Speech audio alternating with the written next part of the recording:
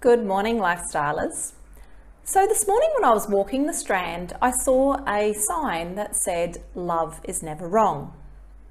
My first thoughts after I read that were, pretty sure there's a few divorced people out there who would disagree with that statement. But it got me thinking, how do we get it so wrong when in the beginning we thought we had it so right? And if you've ever been through a relationship breakdown, you'll know what I'm talking about here. How did we go from loving someone so much over here to towards the end, and this is probably right for most breakups, not all breakups, but a lot of breakups out there. Towards the end, we find ourselves resenting them. Everything they say irritates us. What we used to find cute, we now just find annoying.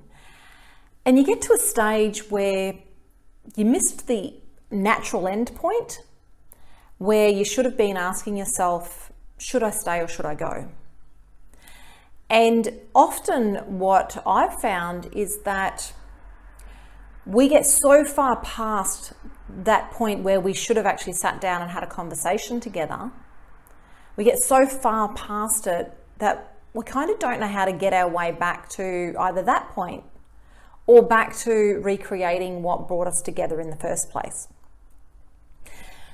But what if we could actually transport ourselves back to when we were happy, when things that we did with our partner brought us joy, when we had a time of just knowing that this is the person that I love and this is the person that I truly want to be with.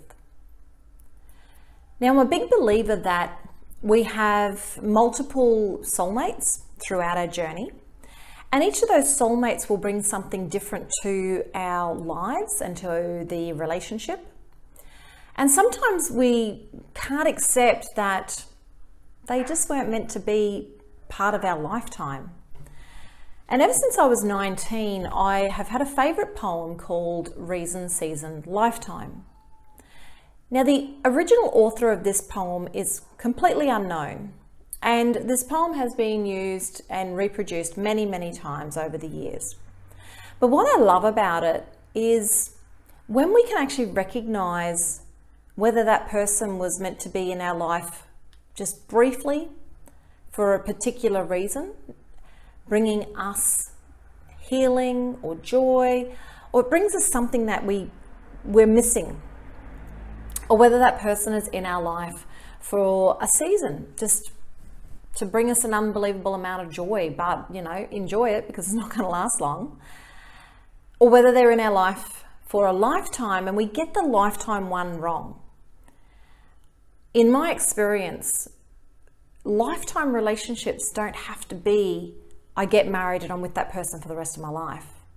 Your lifetime relationships are those that teach you lifetime lessons. So what if when your marriage is in that awkward should we stay or should we go stage, we actually looked at, is this meant to be a lifetime relationship together or separate? And we just take the lessons and the love that we have received and learned along the way into every other part of our life. But it's pretty hard to go from we're not even talking to each other, you annoy the hell out of me, to being able to consciously uncouple or recreate the magic that brought you together in the first place. And for me, in my own personal experience and in my own business, I have recognized that you can't work with the couples together if they actually have separate wounds, if they have separate things that are annoying them about the relationship, if they have separate things that keep coming up for them. And so much comes into play as to why two people are different. Because if we were all the same, life would be boring.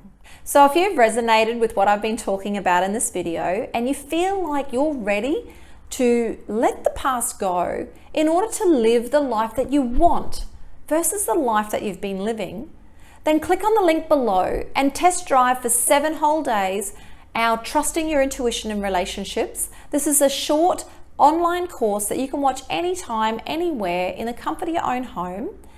And it's going to bring so many aha moments in such a short amount of time that you're going to realize the problem hasn't lain outside of you, it's always been inside of you.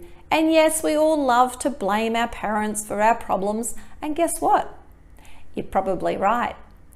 Click on the link below to find out exactly where your problems are coming from and what you can do about it. That's it for now. I'm Lisa Q, and have a fabulous day.